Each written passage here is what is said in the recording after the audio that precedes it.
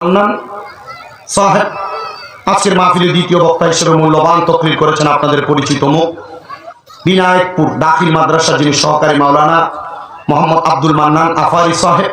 সম্মানিত বিশেষ আকর্ষণ বৃন্দ, মাদ্রাসার তোয়ালেবুল আলেম ছাত্ররা, আমার ডাইনে বামে সামনে বসে থাকা আলেম সমাজ, দাড়িপাকা মুরব্বী বাবারা, যুবক নৌজওয়ান ভাইয়েরা, ছোট্ট ছোট্ট মাসুম বাচ্চারা, পর্দার অন্তরালের আমার অবলা সরলা মা বোনেরা, সবার প্রতি আমার আন্তরিক আহ্বান থাকবে মহান আল্লাহ তাআলার শুকরিয়া আদায় করার লক্ষ্যে এক বাক্যে জবান খুলে উচ্চ কণ্ঠে সবাই জোরে আল্লাহর শুকর গুজার করে পড়ি আলহামদুলিল্লাহ। আপনারা বলেন আলহামদুলিল্লাহ বললে খুশি হয় কি? আল্লাহকে খুশি করার দরকার আমাদের আছে না নাই? আল্লাহকে যদি বান্দা খুশি করে, আল্লাহ খুশি হয়ে বান্দাকে সম্পদ দান করে, সম্মান দান করে, ইজ্জত দান করে। এবার আপনারা বলেন আল্লাহ তাআলার পক্ষ থেকে সম্মান, ইজ্জত, সম্পদ এগুলো আমরা চাই কি চাই না? যারা বলেন চাই তো ইনশাআল্লাহ। গভীর মনোযোগ আমার বাবারাম, আর ডাইনে বামে যাব না, সরাসরি আমি আমার আলোচনার ধারাবাহিকতার মধ্যে চলে যাই। আমার আল্লাহ তাআলার কোরআনুল কারীম থেকে দুইটা আয়াতে কারিমার খণ্ড বিশেষ তেলাওয়াত করেছি। আল্লাহ তাআলা কোরআনুল কারীমের মধ্যে বলেন বিসমিল্লাহির রহমানির রহিম, লা ইউকাল্লিফুল্লাহু নাফসান ইল্লা উসআহা। আমার আল্লাহ তাআলা বলেন বান্দা, আমি আল্লাহ কারোর সাধ্যের বাইরে কোনো কিছু চাপিয়ে দেই না। বলে হুজুর কেন আল্লাহ তাআলা কারোর সাধ্যের বাইরে কোনো কিছু চাপিয়ে দেন না, কিভাবে বুঝবো? এখানে অনেকে আছেন রিকশা চালান, অনেকে মুসলিম গাড়ি চালান, অনেকে ব্যবসা বাণিজ্য করেন, দোকানদারি করেন, অনেকে কৃষিকাজ করেন। আপনি কৃষিকাজ করে আফসোস করেন আল্লাহ যদি আমার লাখ টাকার বাড়ি দিত, যদি আল্লাহ আমার ঢাকা শহরে একটা বড় ব্যবসার ব্যবস্থা করে দিত, আমার এমন ভাঙ্গা বাড়ি না হইয়া যদি ভালো বাড়ি হতো, তাহলে কতই না ভালো হতো। আর বাবা কেমনে ভালো হবে? কারণ আল্লাহই তো বলেছেন আমি কারো সাধ্যের বাহিরে চাপিয়ে দেই না। আপনি যা পেয়েছেন আপনি এটাই পাওয়ার যোগ্য, আল্লাহ এই জন্য আপনাকে এটা দিয়েছেন।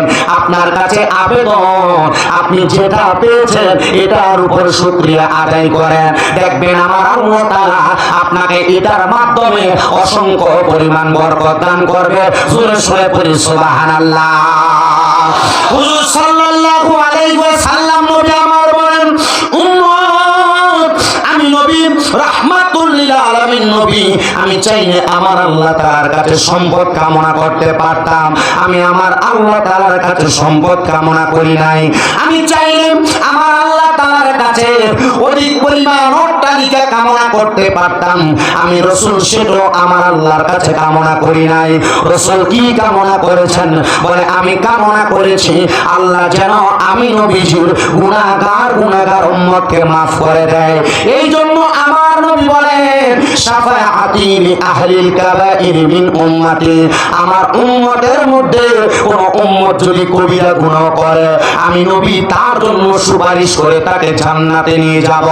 নবীজি কেন আপনার উম্মত গুনাহ করবে, আপনি নবী তাকেও সুপারিশ করে জান্নাতে নিয়ে যাবেন?